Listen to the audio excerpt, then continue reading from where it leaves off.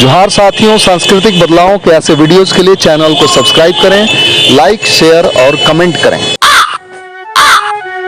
का जो कार्यक्रम चल रहा है, इसमें मैं पहली बार यहाँ उपस्थिति देने आया हूँ। ये आपका मिशन बहुत बढ़िया चल रहा है। मिशन के माध्यम से सुशिक्षित, गुणवान, संस्कारों से युक्त, संस्कारों के माध्यम से समाज को बंधुत्व एवं न्यायप्रिय स्थापित करने के लिए आपका मिशन तेजी से बढ़ रहा है। साथियों, आपके मिशन की जो परिकल्पना थी, इसके बारे में मुझे कुछ जानकारी बीच में रही। साथियों, मैं एक अनुभव बताना चाहता हूं। जब हमारे यहाँ रंजन प्रसाद जी ने शुरुआत की थी मिशन के रूप में, और जब इन्होंने अपने शिक्षा के माध्यम से इस क्षेत्र में काम किया और पदार्पण किया, और धीरे धीरे ये जाके यह मिशन में कन्वर्ट हुआ। पहले लगता था कि हमारे समाज में हमारे लोगों को जब हम पुरोहित का काम करेंगे या हम उनका पूजा अर्चना करेंगे इस प्रकार का, तो हमारा समाज उसको एक्सेप्ट करेगा नहीं करेगा, ये तमाम विचार आते थे मन में। लेकिन जब यह कार्य शुरू हुआ तो यह देखा गया कि धीरे धीरे समाज के लोगों में उत्सुकता बढ़ी और धीरे धीरे इस कार्य को लोग ग्रहण करने की स्थिति में आ रहे हैं। हमारे जिले में और जिले के आसपास सतना जिला है, सतना में भी हमारे पुरोहित जी के माध्यम से कुर्मी समाज एवं यहाँ बहुतायत में लोधी समाज है, उनके परिवारों में शादी विवाह के कार्यक्रम हुए, गृह प्रवेश के कार्यक्रम हुए। यहाँ पर रैली क्षेत्र सागर जिले में आता है, वहां भी शुरुआत हुई। हमारे हटा क्षेत्र में प्रमुख परिवार हैं चौधरी परिवार, उनने अपनी शादी में हमारे पुरोहित रंजन प्रसाद जी को आमंत्रित करके शादी संस्कार कराया। तो धीरे धीरे स्वीकारता बढ़ रही है और एक आशा की किरण जागृत हुई है कि हमारा समाज, पहले हम एक अनुभव और आया था, पहले अन्य मिशन के माध्यम से लोग पुरोहित का काम शुरू किए थे तो उस समय उनको सफलता नहीं मिली थी, लेकिन अब धीरे धीरे समाज इनको एक्सेप्ट कर रहा है और यह काम निरंतर बढ़ रहा है और बढ़ना चाहिए।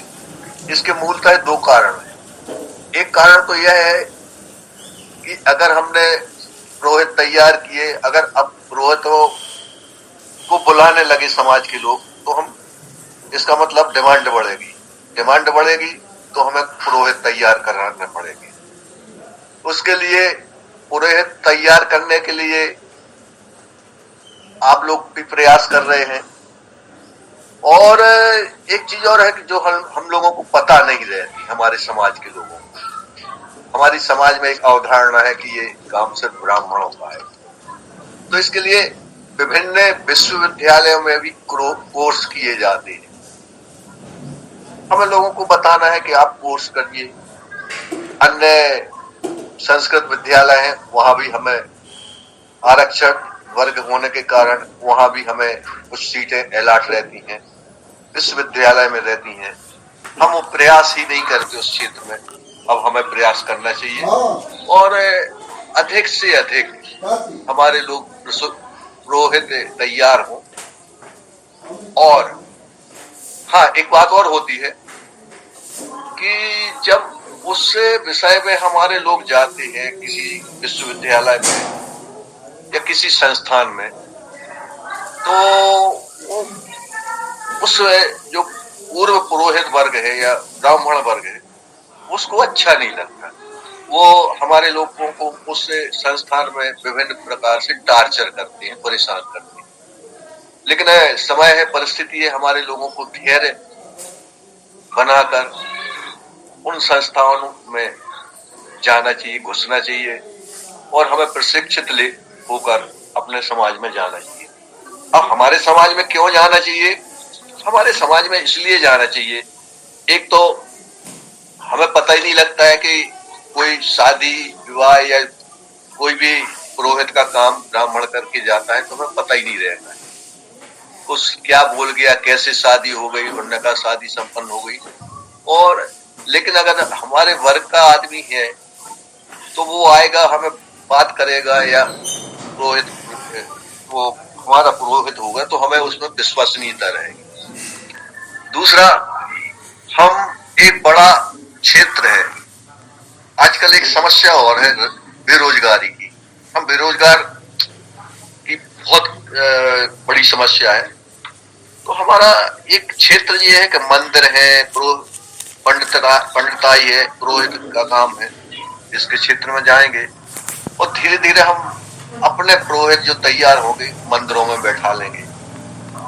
क्योंकि वास्तव में इसमें कोई शंका नहीं है, न संदेह है कि ये मंदिर का में पुजारी बैठना, पुरोहित का काम करना, ये वास्तव में एक धंधा है। और अगर हम धंधे की दृष्टि से देखें तो आज एक जिले में हजारों मंदिर होते हैं और अगर हमारा हजारों मंदिरों में 1000 लोग 10 साल में 20 साल में पुरोहित बैठ जाएं तो हजारों लोगों को वो रोजगार मिल सकता है। और रोजगार वहां ऐसा रोजगार है कि उसमें हमारा कुछ नहीं लगता है। ऐसा व्यवसाय है कि जिसमें एक पैसा भी नहीं लगता है लेकिन आमदनी होती है, घाटे का तो सवाल ही नहीं। तो आपके इस मिशन के माध्यम से पुरोहित तैयार हो रहे हैं और होना भी चाहिए। और हम जैसे लोगों को लगता है कि आपका यह मिशन बहुत अच्छा चल रहा है और इसमें पुरोहित तैयार होंगे तो हमारे लोगों में जीविका वर्जन की सुविधा होगी या रोजगार में जाएंगे, धन भी कमाएंगे और हमारे समाज में जो हमारे पुरोहित रहेंगे वो अच्छे संस्कार देंगे, अच्छा समाज तैयार करेंगे, अच्छा समाज, समझदार समाज तैयार हो। और समाज जब अच्छा होता है तो सब कुछ अच्छा होता है। तो मैं तो यही कामना करता हूँ, चाहता हूँ कि अधिक से अधिक पुरोहित तैयार हों और भविष्य में रणनीति बनाए। हम अपने जिले में कुछ मंदिर ऐसे हैं जो हमारे संपर्क में, अधिकांश मंदिर ग्रामीण क्षेत्र में जो है वो पिछड़े वर्ग के लोगों के मंदिर है। मंदिर हमारा है, हमने तैयार कराया है और हम कहीं से एक पंडित को लाके बैठा देते हैं और धीरे धीरे जाके वो वर्षों बाद, कई वर्षों बाद उस पर कब्जा कर लेता है और मालिक बन जाता है। एक तो यह खतरा रहता है। तो क्यों ना हम अपने ऐसे मंदिरों में अपने पुरोहित तैयार करके बैठा लें। यह प्रयोग हम लोगों ने अपने दमोह जिले में कुछ मंदिरों में किया है। मेरे आसपास एक लक्ष्मण कुटी धाम है, उस स्थान पे चूंकि जो ट्रस्ट है, ट्रस्टी अधिकांश कुर्मी समाज के या पिछड़ा वर्ग के हैं और सभी कार्य हम लोग वहां ब्राह्मण से नहीं करा रहे, शुरुआत की है। पूजा अर्चना के लिए अन्य वर्ग से भी शुरू कराई है और ऐसी चर्चा अन्य जगह चालू हो गई है। हालांकि यह शुरुआत है।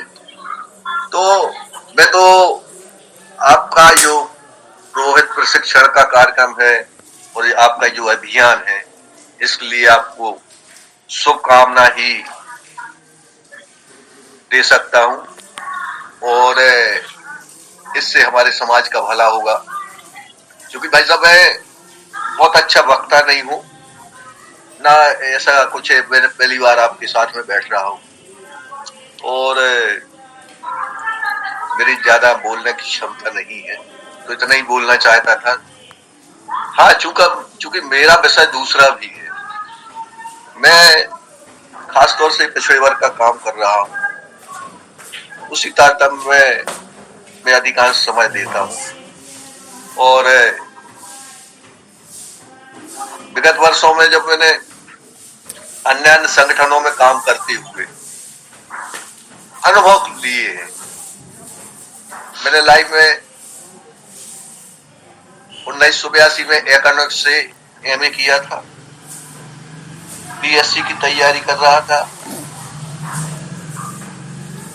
परिस्थितिवश मैं उस तरफ न जाकर पारिवारिक कारणों के कारण खेती करता रहा। मैं बाद में उसी दौरान आरएसएस से जुड़ गया था, उसका अनुभव लिया। फिर आरएसएस का एक संगठन है भारतीय किसान संघ, उसमें काम किया और भारतीय जनता पार्टी में काम किया। मैं आंख बंद करके वही सब कर रहा था जो हमारे अपने आज भी कर रहे हैं, गुलामी टाइप का। एक्सीडेंटली मैं बीएसपी से जुड़ गया और बीएसपी में जो उनके पास संकलन है या आइडियोलॉजी है पिछड़े वर्ग की, वो मैंने अध्ययन किया और धीरे धीरे जाके मैं विगत 5-6 साल से पिछड़ा वर्ग का कार्य कर रहा हूं।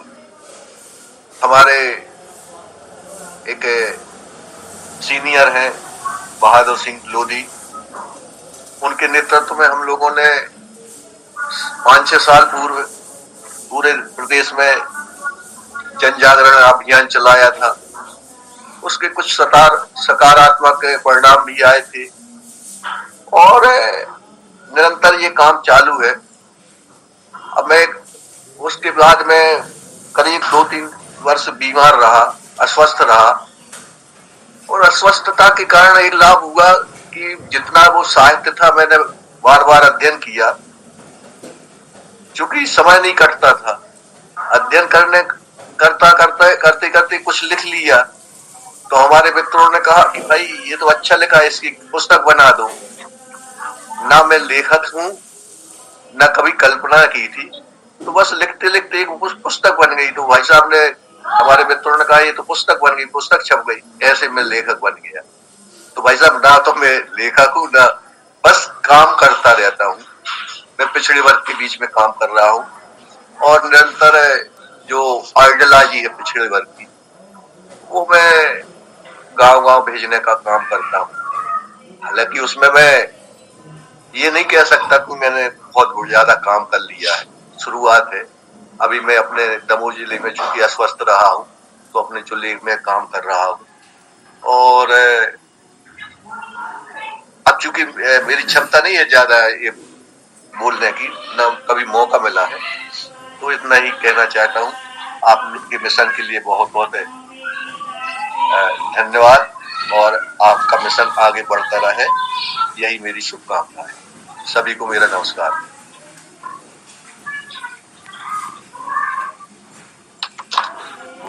कृष्णा जी, आपका माइक ऑन नहीं है। सर जी, सर तो निश्चित रूप से बहुत बहुत शुक्रिया सर आपका। आप आए और अपने विचारों से सबको अवगत कराया और निश्चित रूप से आपका जो अनुभव है, आप लगभग जीवन के हर पहलुओं को में आपने अपने जीवन को ढालने का प्रयास किया और सभी स्थानों से, चाहे वो जिस भी विचारधारा की रही हो, उनसे आपने एक नया सीख और अनुभव लेके हम लोगों के बीच में साझा किया। इसके लिए आपका बहुत बहुत शुक्रिया सर। आप आए और आशा करता हूँ किसी तरह से आप अपने विचारों से मिशन को नई गति देने में सहयोग प्रदान करते रहेंगे। बहुत बहुत शुक्रिया। और इसी के साथ में मैं आदरणीय रंजन प्रसाद पटेल जी का भी बहुत बहुत शुक्रिया अदा करना चाहूंगा, जिसके माध्यम से आज सर कनेक्ट हो पाए। तो बहुत बहुत शुक्रिया सर। अब मैं आदरणीय राहुल सर ने हैंड रेज किया, तो आदरणीय राहुल सर को मैं सम्मान इन्वाइट करना चाहूंगा। कृपया सर आप आए और अपना जी। विचार रखें। जी मैं कहना चाहता था कि सर ने अभी अभी जो बात कही मंदिरों वाली, एक तो है ही कि वे आर्थिक अवसर हैं, वह हमारे ही पुरखों के बनाए हुए हैं, पूर्वजों के बनाए हुए हैं, हमारे अपने पैसे से बने हुए, मेहनत से बने हुए हैं। इसका एक दूसरा पहलू भी है कि जो लोग हमारे बीच के लोग, हमारे समाज के लोग, किसान जातियों के लोग अपने को हिंदू कहते नहीं थकते हैं और उनको नहीं मालूम है कि 1915 से उनको हिंदू बनाने की कवायद हो रही है। अगर वे पुरोहिती का काम अपनाएं और उन मंदिरों पर कब्जा करने की कोशिश करें, उसमें पुजारी बनने की कोशिश करें, तो फिर आप देखिए कि जो पंडित वर्ग है, ब्राह्मण वर्ग है, उनकी तरफ से कितना विरोध होता है। और यह बहुत ही दुष्कर कार्य है। हालांकि सर ने, सुखनंदन सर ने यह कहा कि उन लोगों ने कुछ मंदिरों में ऐसी शुरुआत की है, लेकिन मुझे पूरी उम्मीद है कि यह एकदम आम चीज नहीं है। आपके लोग, हमारे लोग अगर पुरोहित बनकर उनमें पुजारी बनने की कोशिश करेंगे तो इसका बहुत भारी विरोध किया जाएगा पंडितों द्वारा। मैंने तो यहाँ तक सुना है सोशल मीडिया में कि ऐसा कानून बनाया गया किसी राज्य में कि वह जो मंदिर है उससे जुड़ी हुई जो प्रॉपर्टी है, पुजारी जो है उसमें बेच खरीद सकता है। मतलब हमारे पुरखों की बनाई हुई चीजें, दान दी हुई चीजें, जमीन, अर्थ, श्रम, अब उसका अधिकार हो गया, मालिकाना हक हो गया और बेच सकता है। तो निश्चित रूप से इस दिशा में हम लोग को कदम उठाना चाहिए कि वो हमारे हाथों में फिर से आए, और वह एक आर्थिक अवसर भी है। मैं यही कहना चाहता था। धन्यवाद।